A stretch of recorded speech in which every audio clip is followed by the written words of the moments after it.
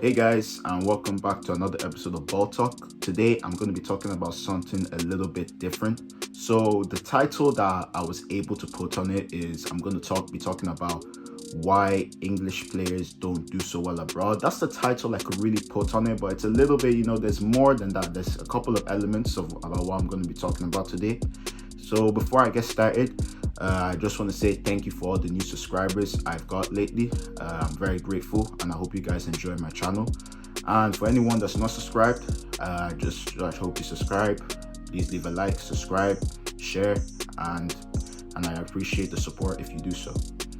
All right. So the question: why are English players not playing abroad, not doing so well abroad? And it's actually a question I've been talking about a lot with my dad over a lot of years, and you kind of look at the situation. You see that the English players, they're not even really being targeted by major foreign clubs, and it's actually kind of weird, because if you look at it, England is one of the best footballing nations, has always been one of the best footballing nations, but they're not, their players, like, it's very rare that you see a team, like it is a top nation in football. Now, if you go and look at some of the smaller nations, you'll see that most of the players that start for those national teams will be playing in their respective countries. So, for example, say in New Zealand, you say most of their players are playing around there. A few abroad, but it's around there. But English players, it's so, like, if you look at the current like 12, 13, 14 players that could start in an England team, only one of them plays abroad, and that's Jadon Sancho. Every single one of them, the rest of them plays in the Premier League. And that's so different compared to like mainland Europe. In mainland Europe, Spain, Germany, there's a mix. The players play everywhere. And, it's just come to think of it, like, why are English players not playing abroad? But foreign players come to the Premier League and flourish and do well. And I feel like it's something a little bit deeper than what's on the surface. I feel like it comes down to, style of play. That's the, like national football culture. I think that's the words I'm going to put on it. Because on this side of the English Channel, Britain, England, Ireland, Scotland, Northern Ireland, Wales, there's too much, in my opinion, there's too much emphasis on the physicality of the game.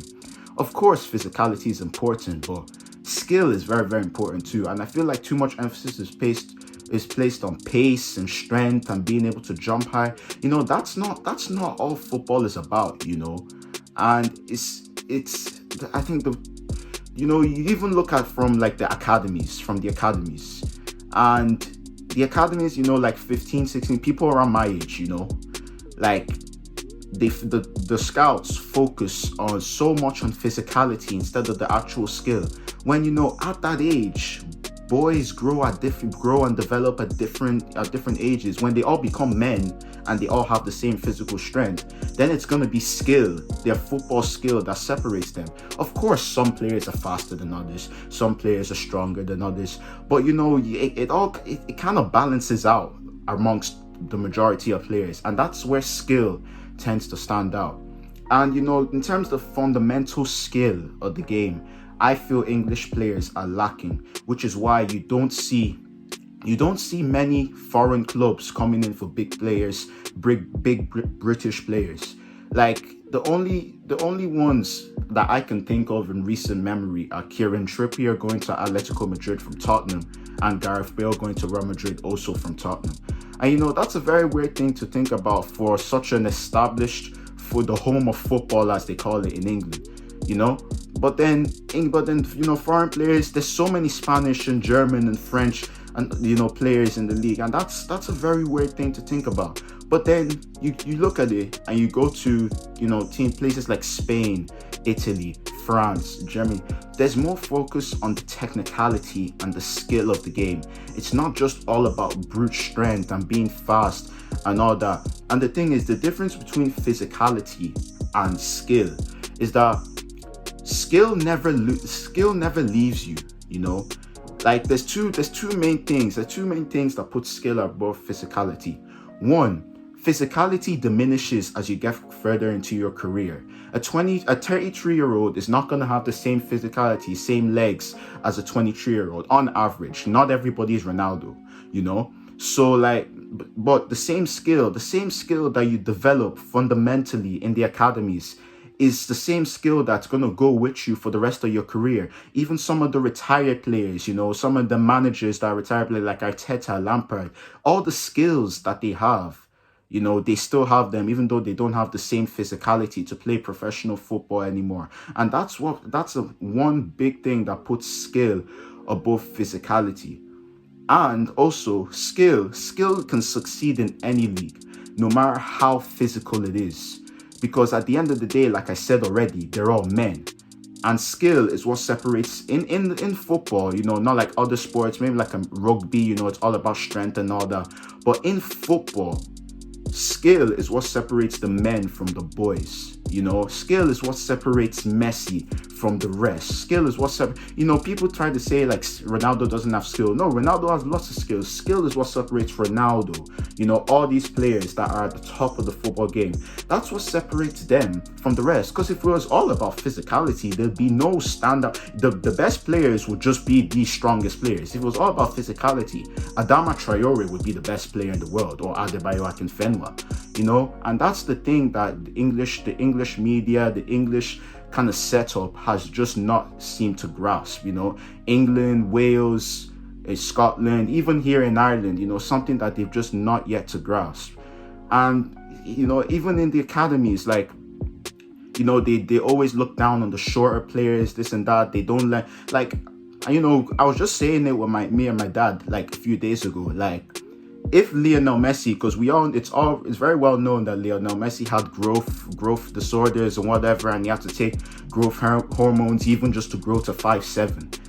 If Lionel Messi was English in a whole different dimension, it was English, you know, we would have never seen his talent because he would have never been scouted by an academy, you know. But, you know, is that starting to change?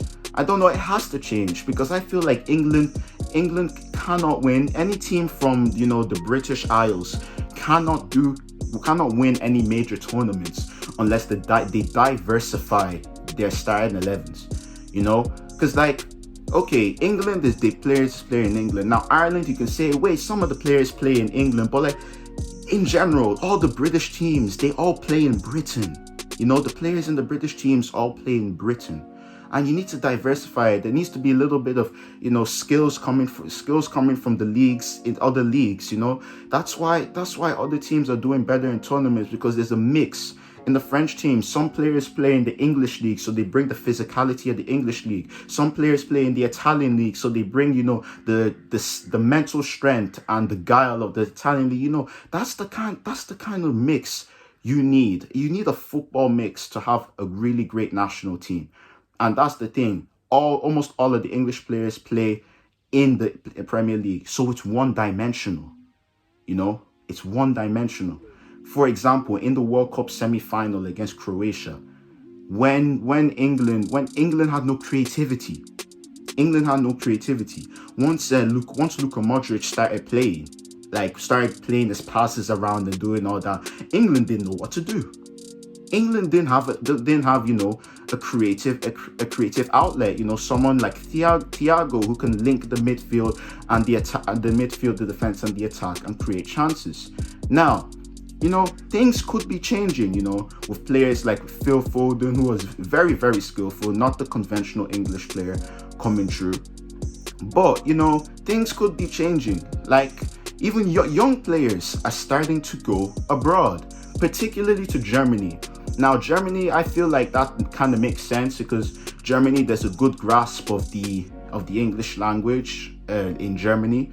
And, you know, apparently German and English are, you know, a lot similar to each other than like Spanish and French and whatever. So, you know, that would be a factor as well. But it's good to see young players like Jadon Sancho, Jude Bellingham, Jamal Musiala especially, who's 17 and just scored his first goal for Bayern in the Bundesliga last week. Like, it's good to see these young English players taking a chance, not being comfortable sitting on the bench at their young clubs and going abroad.